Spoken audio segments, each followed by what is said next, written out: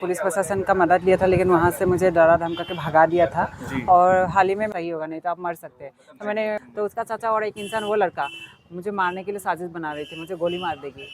पता नहीं मैं क्या करूँगी, शायद अपने आप को सुसाइड भी करना। जय हिंद दोस्तों, कैसे हैं? आशा करता हूँ आप लोग स्वस्थ होंगे, मस्त होंगे। तो हम आ चुके हैं बागी बलिया के सरदासपुर गांव में, जो रसड़ा के पास में है। तो यहाँ ट्रांसजेंडर महिला हैं जिनके बारे में उनके साथ एक घटित घटना हुई, तो उनसे कुछ बात करते हैं, उनके बारे में जानते हैं। आइए, बंद कर। बाबा साहब को दिखा था, ठीक है? बाबा साहब लोग गिना हो, अपना परिचय हमारे चैनल पे दे दीजिए। जी नमस्कार, मेरा नाम बारबी खान है। मैं आसाम की रहने वाली हूँ और मैं एक ट्रांस महिला हूँ, और अभी हाल ही में मैं यूपी बलिया देश में बलिया ज़िला में रह रही हूँ। तो आपसे ये पूछना चाहेंगे कि आप असम की हैं, तो यहाँ बलिया में क्या? देखिए, 2022 को मैं 25 अक्टूबर को आई थी यहाँ पे डांस करने के लिए। जहाँ पे मैं पकवाइनर का एक भारत बैंड पार्टी है, वहीं पे मैं डांस करके अपना जीवन निवास करती हूँ। फिर उसके बाद 2022 को 7 नवंबर को एक कमतैला में डांस कर रही थी। वहाँ पे एक लड़का आता है जिसका नाम है निखिल यादव, और उसका पिताजी का नाम है हंसनाथ यादव, और वो रसरा की है और पठानपुर का निवासी है। तो वहाँ पे आके लड़का मुझे नंबर मांगने लगता है, और मैं इनकार कर दिया था कि नंबर नहीं दूंगी। तो उन्होंने मुझे दबाव बनाने लगा। फिर उसके बाद मुझे बहुत फोर्स किया, तो उनको मैंने अपना नंबर प्रोवाइड करके उनको रफा दफा कर दिया था। तो उनके वहाँ से पहला मैसेज उनके वहाँ से आया था, हाय बोल के। तो वहाँ से हम लोग टेक्स्ट से लेके, हम वीडियो कॉल से लेके हम नॉर्मल कॉल तक बात किया, और हमारी दोस्ती बन गई। फिर उसके बाद 2022 को ही 26 नवंबर को मैं मिरनगंज में प्रोग्राम कर रही थी। वहाँ पे लड़का आते 9:30 बजे के आसपास ऐसे करीबन। तो मेरे प्रोग्राम ख़त्म हो जाती है 11:30-12 बजे आसपास ऐसे ख़त्म हो जाती है। तो लड़का मुझे रूम पे छोड़ने के लिए बहुत ज़्यादा फोर्स करने लगता है कि आज आपको हम रूम पे छोड़ देंगे। तो मैंने मना किया था। तो मैंने ये भी बोला कि जो लाया है वही लोग मुझे छोड़ देगी रूम पे, आप ऐसे खामखा परेशान मत हुए, आप घर चले जाइए। तो बोले नहीं, आप एक बार बात करके देखिए। तो मैं भैया से बात किया। बात करने के बाद बाबूजी भैया ने बोला अगर सही सलामत आप पहुँच जाएंगे तो आप जाइए, कोई दिक्कत नहीं है। तो मैंने बोला भैया हाँ मैं पहुँच जाऊँगी, इनसे मैं बात करती हूँ, मैं पहचानती हूँ। तो बोले ठीक है आप जा सकते हैं। तो मैं आ गई रूम पे। तो उन्होंने बोला कि वो ठंडा लग रही है मुझे, और थोड़ा सा चाय बना दीजिए, और चाय पी के मैं चले जाऊँगी। तो चाय बनाया मैं। तो उन्होंने बोला कि अगर आप नमकीन है तो नमकीन भी निकाल दीजिए। तो मैंने नमकीन निकाला। एक सर हम दोनों बैठ के चाय पी रहे थे। पीने के बाद मुझे अचानक से मेरा पूरा सर भारी जैसा लग रहा है, और मेरे को चक्कर आ रही है, और पूरा दुनिया घूम रही है। मैंने उनको बोला कि मैं क्यों, पता नहीं मुझे ऐसा फीलिंग हो रही है। तो उन्होंने बोला कि ज़्यादा आप थक गए होंगे और शायद आपको आराम करना चाहिए। तो उन्होंने अपने हाथों से मुझे सुला दिया बेड पे। वो मुझे थोड़ा थोड़ा याद है कि उन्होंने मेरे साथ अननेचुरली सेक्स किया है। और सुबह तक वो लड़का मेरे साथ ही थी। तो सुबह मुझे होश में आई पूरी तरीके से, मैं अच्छे हो गई। फिर उसके बाद मुझे महसूस हुआ कि मेरे साथ गलत हुआ, थोड़ा मुझे याद भी था। तो उनको मैंने बोला है कि आपने मेरे साथ गलत किया है, तो इसके खिलाफ मैं मुकदमा दर्ज करूँगी। उन्होंने बोला है कि आप बहुत सुंदर है, मैं आपको बहुत दिनों से पसंद करती हूँ, मैं आपके साथ रहना चाहती हूँ, और मैं आपका साथ निभाऊंगी, आपसे शादी करूँगी, ये वो बहुत कुछ बोला है। तो मैंने बोला डजंट मैटर कि आप मुझे पसंद करती हैं, आप अलग तरीके से भी बोल सकते थे। तो बोला मैं डर रही थी आपसे बात करने के लिए इस मामले में, तो इसलिए मैंने नहीं बोला आपको। और आप ये सब बिल्कुल मत करिए, ये मुकदमा दर्ज मत करिए, नहीं तो मेरा ज़िंदगी चौपट हो जाएगी, और मेरा पूरा खानदान का इज्जत जो मिट्टी पे मिल जाएगी। कहीं ना कहीं हम मुंह दिखाने लायक नहीं रहेंगे। लड़का के जो बोला हुआ जो सब था, जो मेरा साथ निभाने का ये फलाना ढिमाका जितना भी था, तो कहीं ना कहीं बहुत हद तक सही लग रहा था। मैं हाँ बहुत ज़्यादा लड़का जो है सही है, और मैंने विश्वास कर लिया था। तो अब हम दोनों रिलेशन बनाने लगे। रिलेशन बनाने के बाद एक दिन लड़का आते हैं, मुझे बोलता है कि आप अपना हमें आगे बढ़ना चाहिए, और आप अपना आगे के फ्यूचर के बारे में सोच रहे। मैंने बोला क्या बोल रहे, मुझे समझ में नहीं आ रहा है, और आप खोल के बताइए।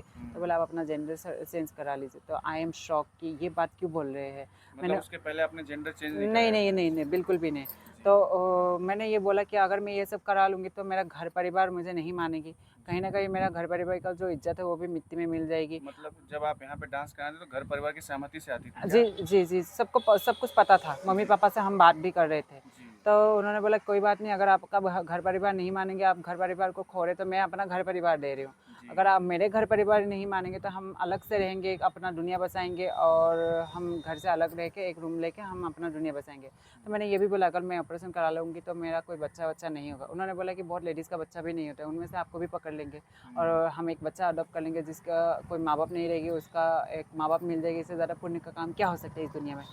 मैंने कहीं हद तक उसका जो बोलने वाला जो सब था, इतना बेखूबी, मतलब इतना सच्चाई के साथ निकल के आ रही थी। मैं इतना भरोसा हो गया था कि एक लड़का के मन में कि इतना। इसकी कंप्लेन जो है कहीं पे की थी पुलिस प्रशासन में या कहीं पे भी? जी जी बिल्कुल, हाँ मैंने पुलिस प्रशासन का मदद लिया था, लेकिन वहाँ से मुझे डरा धमका के भगा दिया था। जी। और हाल ही में मैंने अपना ऑपरेशन भी करा लिया, अपना जेंडर चेंज करा लिया उनकी वजह से। जी। और अभी हाल ही में मैंने 2023 को 16 मार्च को मैं दिल्ली मेपल केयर हॉस्पिटल में, एक प्राइवेट हॉस्पिटल में अपना ऑपरेशन कर लिया, जहाँ पे मेरा 2 लाख रुपये खर्चा होता है।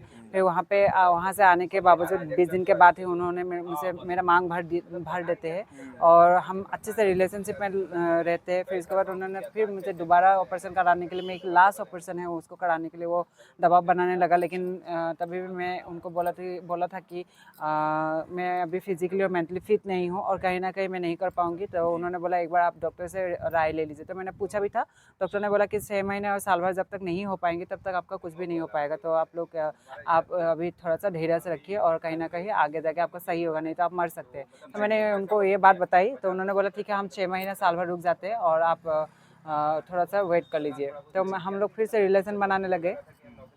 31 मई को वो आते हैं और मुझे मेरे साथ रहने के लिए इनकार करते थे, क्योंकि उसके घर परिवार को पता चल गया था।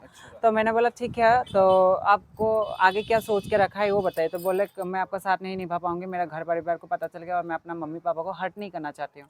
तो मैंने बोला कि ठीक है, आपका मम्मी पापा जो मेरे मम्मी पापा को मैंने हर्ट किया है, मेरे मम्मी पापा मुझे नहीं मान रहे, पूरा खानदान मुझे ठुकरा दिया है। आज कहीं ना कहीं डर में ठोकर खा रही हूँ, कहीं ना कहीं मुझे लोग टेक लगा रहे हैं कि तुम ये हो वो हो। पहले तो ये नहीं लगाते थे, जो भी है ठीक है कोई बात नहीं, लेकिन अभी ये सब हो रहे। लेकिन किसके वजह से? आपके लिए।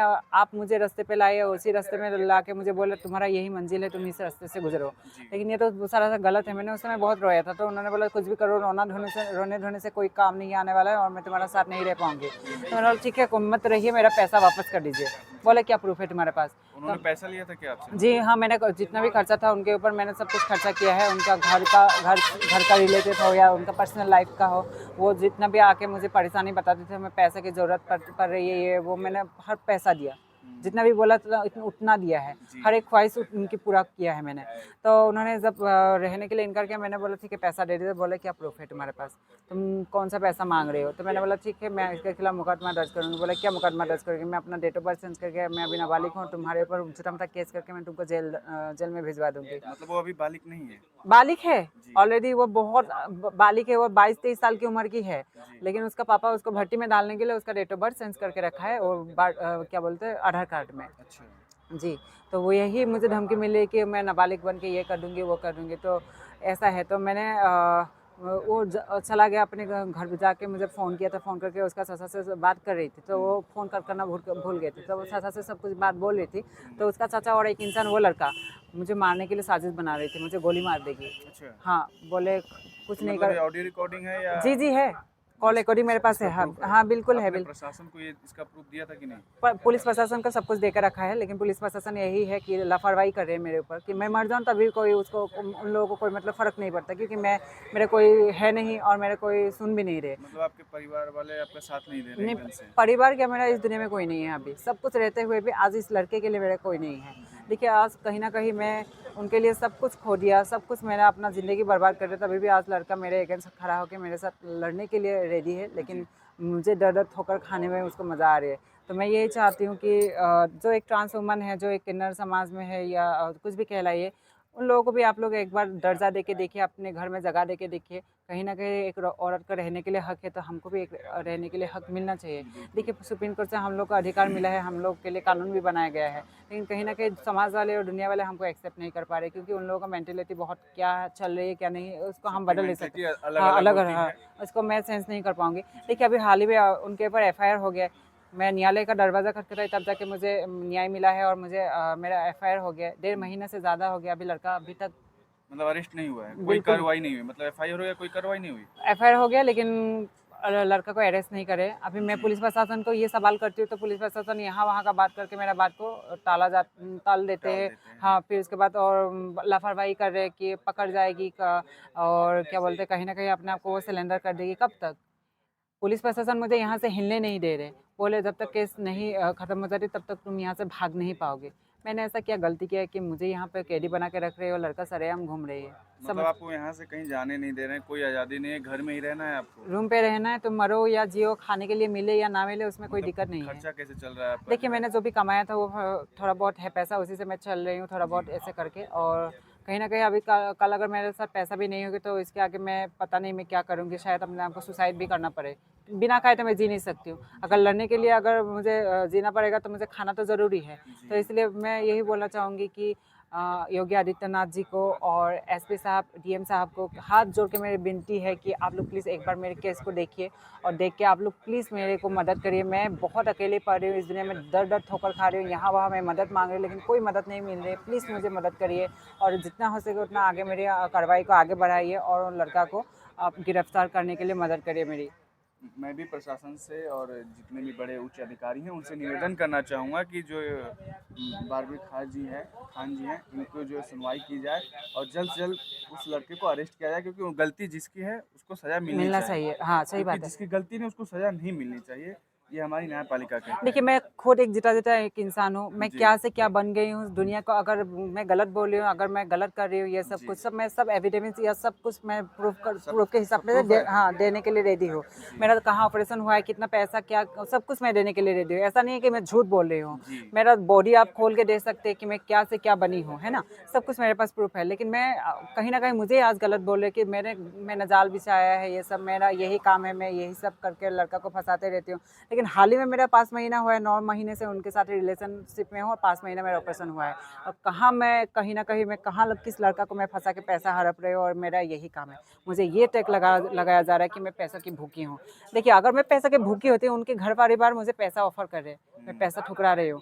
पैसा नहीं लेंगे तो वो लोग मुझे मार मतलब डालेगी। केस वापिस करने के लिए पैसा का दबाव डाल रहे जी, हैं जी। और धमकी भी दे रहे हैं, जी, दोनों जी, साथ-साथ जी। कर रहे और हैं। देखिए, कहीं न कहीं अगर लड़का गलत नहीं है, जी। मैं मानती हूँ अगर गलत नहीं है तो भाग क्यों रहे हैं? डेढ़ जी। महीना हो गया लड़का भाग रहे हैं। जी। अगर गलत नहीं होता तो अपने आप को क्यों कानून के हवाले नहीं कर रहे हो? जो भी डिसाइड करेगी कानून कर लेगी। हाँ। अगर गलत नहीं है तो साबित हो जाएगी, अगर गलत है तो आपको सज़ा मिल जाएगी, बात यही है ना? जी। तो मैं यही चाहती हूँ कि पुलिस प्रशासन मदद करे मेरी और जितना भी अध्यक्ष महोदय है, उन लोग मेरा सहायता करें क्योंकि कहीं न कहीं मैं अलग जगह से यहाँ पे आई हूँ, कहीं न कहीं मेरी सुनवाई ही नहीं हो रही है। कहीं न कहीं पुलिस प्रशासन मेरी बात ही नहीं सुन रही है, मेरे बात को टाला जा रहे हैं, मेरे खिलाफ लापरवाही कर रही है।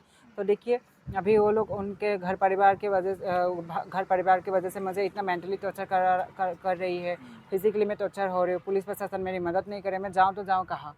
मैं अपने आप को हर दिन जी रही हूँ, हर दिन मर रही हूँ, डर-डर के मारे मैं आगे निकल के जा नहीं पा रही हूँ, क्योंकि अगर मैं कहीं पे भी जाऊँगी, कहीं न कहीं मुझे गोली ना ठोक दे। वो लोग मुझे गोली मारने का धमकी भी दिया है। तो मैं करूँ तो क्या करूँ?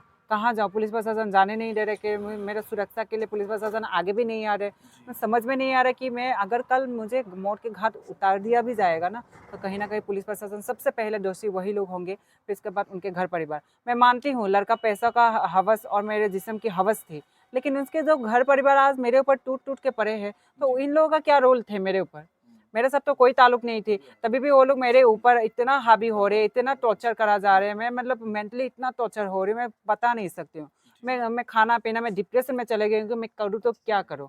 मैं एक इतना अच्छा खासा पढ़ी-लिखी होके भी मैं अपने लाइफ़ को मतलब कहाँ से क्या बना दिया, क्या था और मैं क्या बन गई हूँ। आपने क्या-क्या मतलब पढ़ाई-लिखाई की है? मैंने बीए किया है और जी। मैंने होटल मैनेजमेंट 2 साल पढ़ाई किया है, फिर जी। 2 साल मैंने कंप्यूटर का टैली भी सीखा है, जी। 2 साल मैंने एक प्रोफेशनल मेकअप आर्टिस्ट का कोर्स किया, 9 साल मैंने अपने एक प्रोफेशनल इंडस्ट्री में मैंने अपना मेकअप का काम किया है। जी। देखिए, अभी मुझे सुनने में आई है उनके घर परिवार की तरफ से ही मतलब किसी ने बोला है मतलब पता नहीं कौन है अनजान कोई है, मुझे रास्ते पे मिल गया जी। था। बोल रहा है कि आपके पास जो भी एविडेंस है वो लोग आपका मोबाइल लेके फेंक देगी, कहीं न कहीं आपको अकेले मिल जाएगी तो आपका मोबाइल फेंक देगी और आपको मरवा देगी। कहाँ-कहाँ तक आप मेरा सबूत मिटा पाएँगे? यहाँ या वहाँ-वहाँ जहाँ-जहाँ मुझे नहीं डालना चाहिए वहाँ-वहाँ मैं डाल के रखी हूँ। जिसको नहीं देना चाहिए उसको भी दे के रखी हूँ। मैंने 9 साल एक इंडस्ट्री में काम किया है। असम में हर एक इंसान मेरे लिए खड़ा है, लेकिन बात जो मेरे साथ हादसा हुआ है वो यूपी में हुआ है। जी। तो अगर असम में होती तो कहीं न कहीं लोग मेरे साथ होते। अगर यूपी में हो रही तो मेरे साथ कोई नहीं है और तभी भी मैं अकेले लड़ रही हूँ। तभी भी मैं अकेले हर एक दरवाजे पे जाके मदद माँग रही हूँ। देखिए, कहीं न कहीं मैं बहुत अकेले पड़ गई हूँ, मैं बहुत ज़्यादा डिप्रेशन में हूँ अभी भी। जी। तो जैसा कि पुलिस प्रशासन और सभी से हमारा ये निवेदन है, तो सभी से हम लोग का ये निवेदन है कि इनकी जल्द से जल्द सुनवाई की जाए और जो इसके गुनहगार हैं उनको जल्द से जल्द इसको सज़ा दिया जाए। मिलते हैं आपसे अगली वीडियो में और इसी तरह की खबरों के लिए हमारे चैनल को सब्सक्राइब करते हैं। मिलते हैं अगली वीडियो में, तब तक के लिए जय हिंद, जय भारत। Thank you.